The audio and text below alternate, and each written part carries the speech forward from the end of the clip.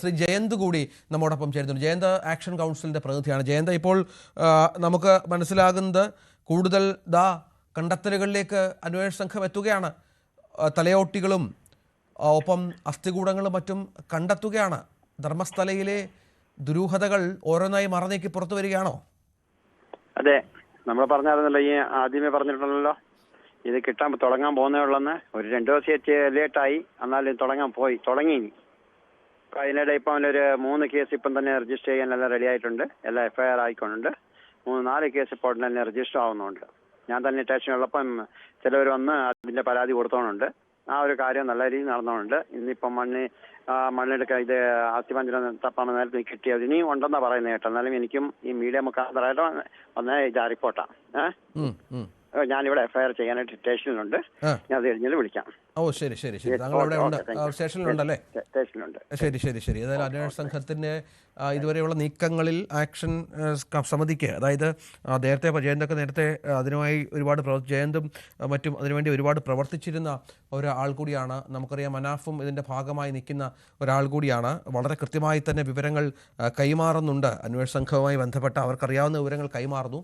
ഇപ്പോൾ ഈ കേസിൽ FIR അടക്കം ഇട്ട് അതിനുള്ള ശ്രമങ്ങളും മറ്റും നടത്തിക്കൊണ്ടിരിക്കുന്ന കുറേ ആളുകളുടെ ഒരു സാന്നിധ്യം കൂടിയുണ്ട്. അവരുടെയൊക്കെ ഒരു പരിശ്രമ ഫലമായാണ് ഈ ഒരു പരിണിതത്തിലേക്ക് കാര്യങ്ങൾ എത്തിയത് എന്നുകൂടി ചേർത്ത് വായിക്കണം. അവരൊക്കെ ഇടപെട്ടാണ്. അല്ലെങ്കിൽ ഈ ധർമ്മസ്ഥലയിലെ ഇത്രയധികം കൊലപാതകങ്ങൾ പുറം ലോകം അറിയാതെ വർഷങ്ങളോളം കുഴിച്ചു മൂടപ്പെട്ട കൊലപാതക പരമ്പരകൾ സംഭവിച്ച ഒരു സ്ഥലമാണ്. ഒരുപക്ഷെ ഇതിൻ്റെ യഥാർത്ഥ വസ്തുതകൾ പുറത്തു വരുമ്പോഴേക്കും ഇന്ത്യ കണ്ട ഏറ്റവും വലിയ ഒരു കൊലപാതക പരമ്പരയുടെ ചുരുളഴിയും എന്ന കാര്യത്തിൽ സംശയമില്ല. അത്രത്തോളം നിർണായകമായും കാര്യക്ഷമമായും അന്വേഷണം മുന്നോട്ട് പോയാൽ ഇനി ഇപ്പോൾ കണ്ടെത്തിയിരിക്കുന്നത് തന്നെ ഇത്തരം കൊലപാതകങ്ങൾ ഉണ്ടായി എന്നുള്ളതിന് ഉപോത്ബലകമായ തെളിവുകളാണ് എന്നുകൂടി ചേർത്ത് വെക്കണം. വളരെ കൃത്യമായി തന്നെ അങ്ങനെ ചേർത്ത് വെക്കേണ്ടി വരും. ഇതനുസരിച്ചുള്ള അന്വേഷണമാണ് മുന്നോട്ട് പോകുന്നത്. ഇപ്പോൾ പോയിന്റുകൾ വിട്ട് ഉള്ള തിരച്ചിലാണ്. കൃത്യമായി തന്നെ മാർക്ക് ചെയ്ത പോയിന്റുകൾ വിട്ട് ഉള്ള തെരച്ചിലാണ് കാര്യങ്ങൾ പോകുന്നത്.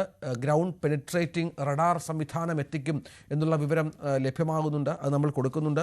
ഗ്രൗണ്ട് പെനിട്രേറ്റിംഗ് റഡാർ സംവിധാനത്തിലൂടെ ഈ മൃതദേഹങ്ങൾ വളരെ കൃത്യമായി തന്നെ ഏതൊക്കെ മേഖലകളിൽ അസ്ഥികൂടവും തലയോട്ടിയും മറ്റും കിടക്കുന്നുണ്ട്, ഏതൊക്കെ പ്രദേശങ്ങളിലുണ്ട് എന്നുള്ളതിനെക്കുറിച്ചൊരു ചിത്രം കിട്ടും. ആ പ്രദേശങ്ങളിലാകും ഇനിയുള്ള കുഴിക്കലും മറ്റും നടക്കുക.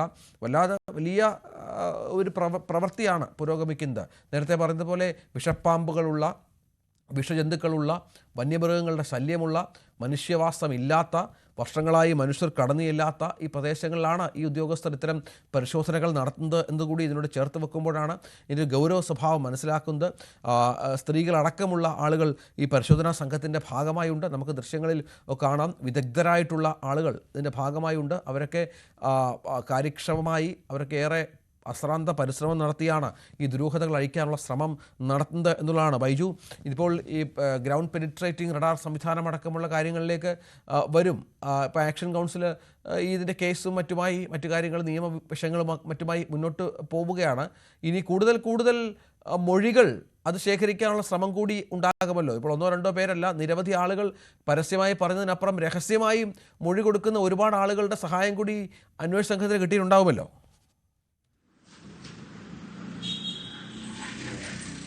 തീർച്ചയായും ഈ ശുചീകരണ തൊഴിലാളി ഇതിൽ കൃത്യമായി ആരാണ് തന്നെ ഏൽപ്പിച്ചത്, ആ സൂപ്പർവൈസർമാർ ആരാണ് സൂപ്പർവൈസർമാരെ ഈ കാര്യം ചുമതലപ്പെടുത്തിയത്, ഇത്തരം കാര്യങ്ങളെല്ലാം കൃത്യമായി മൊഴി നൽകിയിട്ടുണ്ട്. ഇതിൽ ഏറ്റവും പ്രധാനം രഞ്ജിത്തെ 15 മണിക്കൂറാണ് ഇത്തരത്തിൽ ശുചീകരണ തൊഴിലാളിയെ ഇത്തരത്തിൽ മൊഴി രേഖപ്പെടുത്തിയത്. അതിൽ നിർണായകമായ വിവരങ്ങൾ SITക്ക് ലഭിച്ചിട്ടുണ്ട്. അത്തരം വിവരങ്ങൾ ക്രോഡീകരിച്ചാണ് ഇയാളെ പൂർണ്ണമായും വിശ്വാസത്തിലെടുത്തുകൊണ്ടുള്ള പരിശോധന നടക്കുന്നത്. അത് കഴിഞ്ഞ ദിവസങ്ങളിലെല്ലാം നമ്മൾ കണ്ടതാണ്. ഒരുപക്ഷെ 6ാം ദിനത്തിൽ തന്നെ 40 വർഷം ഇടയിൽ നടന്ന ഈ കൊലപാതകങ്ങളുടെ ഇത്തരത്തിൽ ഞെട്ടിപ്പിക്കുന്ന വിവരങ്ങളുടെയൊക്കെ തെളിവുകൾ പുറത്തു വരുന്നെങ്കിൽ ഇനി അങ്ങോട്ട് ഇത്തരത്തിലുള്ള ആധുനിക സംവിധാനങ്ങൾ ഉപയോഗിച്ച് വേണം പരിശോധന നടത്താൻ. കാരണം ഈ നേത്രാവതി പുഴയുടെ തീരം നമ്മൾ കണ്ടതാണ്. നമ്മൾ ആ ഭാഗത്ത് പല ദൃശ്യങ്ങളും കണ്ടതാണ്. ഒരുപാട് ഇത്തരത്തിൽ പ്രളയവും ഒക്കെ വന്ന് വലിയ തോതിൽ വെള്ളം വരുന്നതാണ്. അതുകൂടാതെ വലിയ തോതിലുള്ള നിർമ്മാണം നടന്ന ഒരു സ്ഥലം കൂടിയാണിത്. റോഡിനൊക്കെ വലിയ ഉയരം വന്നിട്ടുണ്ട്. ആ റോഡിലുള്ള മണ്ണുകളെല്ലാം ഈ മൃതദേഹം കുഴിച്ചിട്ടെന്ന് പറയുന്ന ഭാഗങ്ങളിലേക്കാണ് തട്ടിയിരിക്കുന്നത്. അതുകൊണ്ട് തന്നെ 3 അടി 4 അടി താഴ്ചയിലൊന്നും മൃതദേഹം കിട്ടാത്ത ഒരു സാഹചര്യമുണ്ട്. അങ്ങനെയാണെങ്കിൽ കൃത്യമായ സ്ഥലം ഈ സംവിധാനം ഉപയോഗിച്ച്, ഭൂഗർഭ റഡാർ ഉപയോഗിച്ച് കണ്ടെത്തി അവിടെ കുഴിച്ചെടുക്കുക, അതാണ് ഇനി പ്രായോഗികമായ ഒരു പരിപാടി. അതുകൊണ്ട് അത്തരത്തിലുള്ള യന്ത്ര സംവിധാനങ്ങൾ കൊണ്ടുവരും. അതിനിടയിൽ ജയന്ത് ഇപ്പോൾ പോലീസ് സ്റ്റേഷനിലാണുള്ളത്, ധർമ്മസ്ഥല പോലീസ് സ്റ്റേഷനിലാണുള്ളത്. 4 പരാതികൾ ഇപ്പോൾ വന്നിട്ടുണ്ട്. 20 വയസ്സായ ഒരു പെൺകുട്ടിയുടെ തിരോധാനം, ഒരു മൃതദേഹം ലഭിച്ച മറ്റൊരു പ്രായപൂർത്തിയാവാത്ത ഒരു പെൺകുട്ടിയുടെ ഒരു വാർത്ത, അത്തരത്തിൽ ഒരു കേസ്, അത്തരത്തിൽ ഇതുവരെ പോലീസ് രജിസ്റ്റർ ചെയ്യാൻ തയ്യാറാവാത്ത കേസുകളെല്ലാം ഇപ്പോൾ പുറത്തേക്ക് വരുന്നുണ്ട്. അതിൽ ഏറ്റവും പ്രധാനം ഈ ദിവസങ്ങളിലൊക്കെ നമ്മൾ ഉൾപ്പെടെ ഇവിടെ നിന്ന് റിപ്പോർട്ട് ചെയ്തതിന്റെ ഫലം എന്ന് തന്നെ പറയേണ്ടി വരും. ജയന്ത് ഒരു ഇരയാണ്. 86-ൽ സ്വന്തം സഹോദരിയെ കയ്യും കാലും കെട്ടിയിട്ട് നേത്രാവതി പുഴയിൽ ഇത്തരത്തിൽ മുക്കിക്കൊല്ലുന്ന അല്ലെങ്കിൽ ബലാത്സംഗം ചെയ്ത് കൊലപ്പെടുന്ന സാഹചര്യം ഉണ്ടായിരുന്നു. ആ പെൺകുട്ടി 56 ദിവസത്തിന് ശേഷം ഇത്തരത്തിൽ മൃതദേഹം എത്തിയപ്പോൾ, കയ്യും കാലും കെട്ടിയിട്ട മൃതദേഹത്തിന്റെ അസ്ഥികൂടമായി എത്തിയപ്പോൾ അതൊരു ആത്മഹത്യ എന്നാണ് ഈ പോലീസ് സ്റ്റേഷനിൽ ഇപ്പോൾ രജിസ്റ്റർ ചെയ്തിട്ടുള്ളത്. അങ്ങനെ ഒരുപാട് കേസുകൾ ഇത്തരത്തിൽ ആത്മഹത്യയല്ല കൊലപാതകമാണെന്ന് മാറാൻ അല്ലെങ്കിൽ അത്തരത്തിൽ മാറ്റപ്പെടാനുണ്ട്. അതെല്ലാം ഇനി മുന്നോട്ട് ഇതിൽ ഒരു ഊർജ്ജം പകരുന്നതായിരിക്കും. ഇത്തരത്തിൽ കൂടുതൽ തെളിവുകൾ ഇപ്പോൾ SIT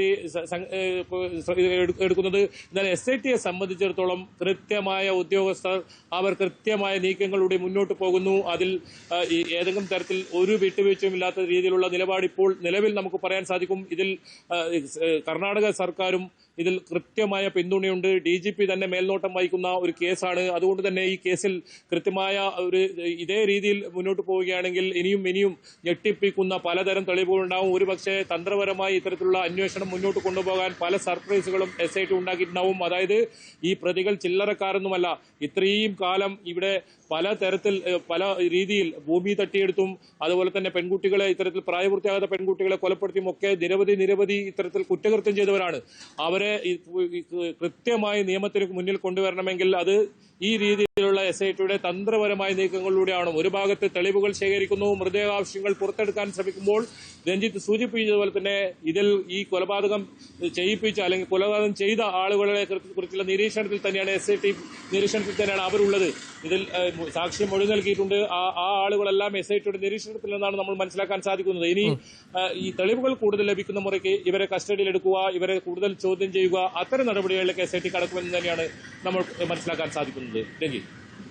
തീർച്ചയായും അതാണ് സാഹചര്യം. ഏതായാലും അന്വേഷണം പുരോഗമിക്കുകയാണ്.